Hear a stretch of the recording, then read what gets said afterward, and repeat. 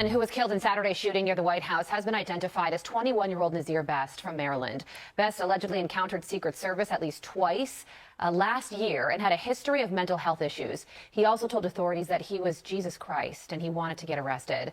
Political strategist Katie Zacharia joins me now. Katie, good morning to you. You know, the president's initial reaction to this was to point out that this shooting took place a month after the White House Correspondents Association dinner shooting. And he reiterated his point that all presidents deserve very safe spaces like the ballroom. And the funding and construction of that project is now very much in question. So does the president have a point here?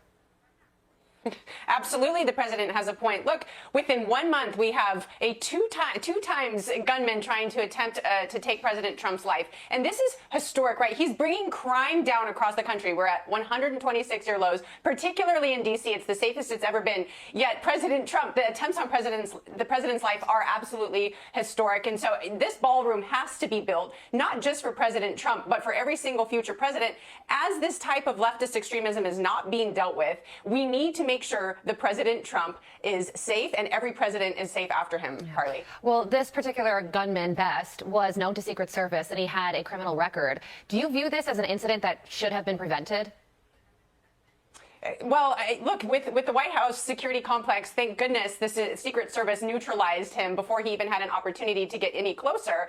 And I think what we have to address is the fact that we have a problem in this country with leftist hate. We've had so many attempts. I was at Mar-a-Lago when they had to neutralize another attempted assassin on President Trump, and thankfully he wasn't there. But if we don't tune down, if the left does not get a hold of the violent rhetoric, this is historic. Look, you have these 21, 22, even early 30-year-old men that are very extreme and being indoctrinated online. And so we have to get to the bottom of this. So could it be prevented?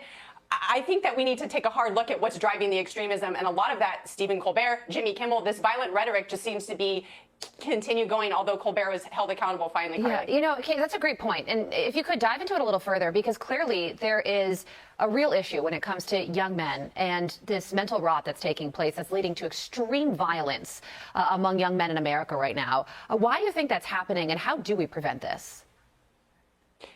Two of the attempted assassins have come out of California. And now we have this, including on Justice Kavanaugh. And we haven't seen, Carly, we haven't seen this same tick across the board from the right. Although the left wants to continue saying the right is the violent side, it is all coming from the left with the assassination of Charlie Kirk and all these attempts on President Trump and the attempted assassin of Justice Kavanaugh. So what is driving this is, in my mind, you're looking at Maryland, California. You have this, President Trump had actually signed an executive order on dealing with radical indoctrination in K through 12 and then in higher education. And we have to get to the root of what is driving this radical indoctrination, particularly from the left among young men, and why they think that they have the opportunity to take these types of situations into their own hands and portray violence on American people. This is also Mangione. And also the Pacific Palisades arson lit this fire with the same leftist extremism that led to $250 billion of damage and lives lost, Carly. So it's widespread and systemic, and we need to deal with the root causes. Yeah. I think we're getting to that with the executive orders, but we need to get deeper on online extremism. Yeah, this is a deep problem that no matter how many shootings or close calls there are,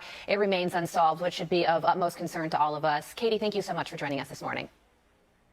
Thank you, Carly. Good to see you.